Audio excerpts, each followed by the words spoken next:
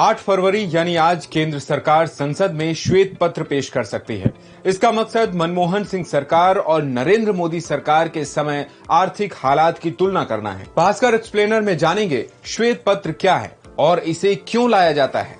मोदी सरकार इसे ला रही है, लेकिन इसकी कानूनी अहमियत क्या है। श्वेत पत्र यानी व्हाइट पेपर एक सरकारी दस्तावेज है जिसे रिपोर्ट, गाइड या रिसर्च बेस्ड पेपर कहा जा सकता है। ये किसी विषय या समस्या के समाधान या नीति प्रस्तावों के बारे में एक्सपर्ट के एनालिसिस से तैयार किया जाता है। सफेद कवर में बंधे होने के कारण इसे श्वेत पत्र कहते हैं। आमतौर पर सरकारें इसका इस्तेमाल ऐतिहासिक रूप से नई पॉलिसी या कानून को पेश करने के लिए करती हैं। गवर्नमेंट इनिशिएटिव, किसी स्कीम या पॉलिसी पर जनता की राय जानने के लिए भी इसका इस्तेमाल होता है।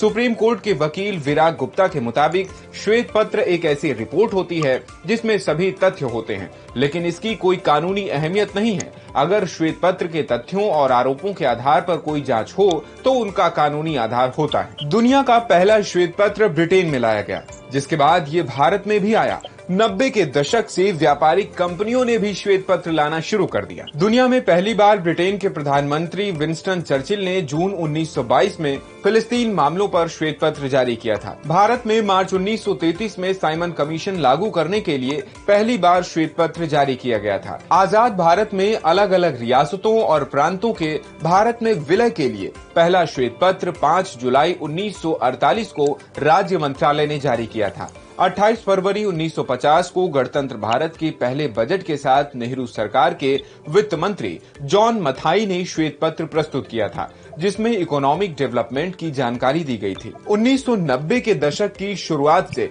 बड़ी बड़ी कंपनियों ने श्वेत पत्र का इस्तेमाल व्यापार बढ़ाने या मार्केटिंग के लिए शुरू कर दिया। श्वेत पत्र में सफेद के अलावा ग्रीन और पिंक कलर के पेपर भी होते हैं। राष्ट्रमंडल, यूरोप, आयरलैंड रिपब्लिक या यूएसए में सफेद की जगह हरे कागज का इस्तेमाल होता है। वहाँ ये एक सरकारी प्रारंभिक रिपोर्ट होती है जो किसी भी कानून में बदलाव का पहला स्टेप होता है।